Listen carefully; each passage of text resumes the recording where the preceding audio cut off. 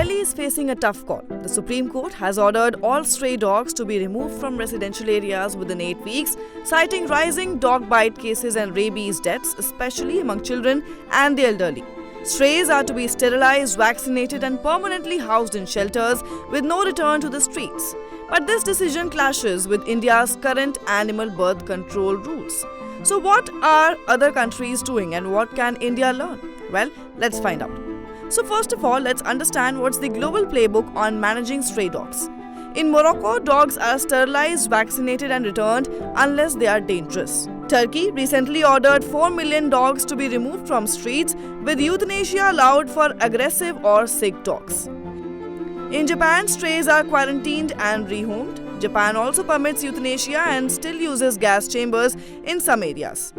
Switzerland and the Netherlands prevent strays by enforcing strict ownership and abandonment laws. Meanwhile, UK, South Korea and Singapore combine capture, neutering and rehoming or managed release.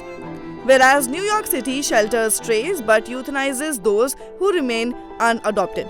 Now, if we talk about India, then you must know that the ABC Rules 2023 mandates strays be sterilized, vaccinated and returned to the same area unless they are dangerous or incurably ill. The Supreme Court order, however, bans release and requires permanent sheltering, which is closer to Turkey's model.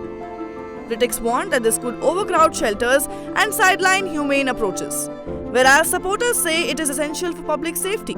So what do you think? Shelter first or coexist through better control? Do comment and share your thoughts and keep watching India TV for more updates.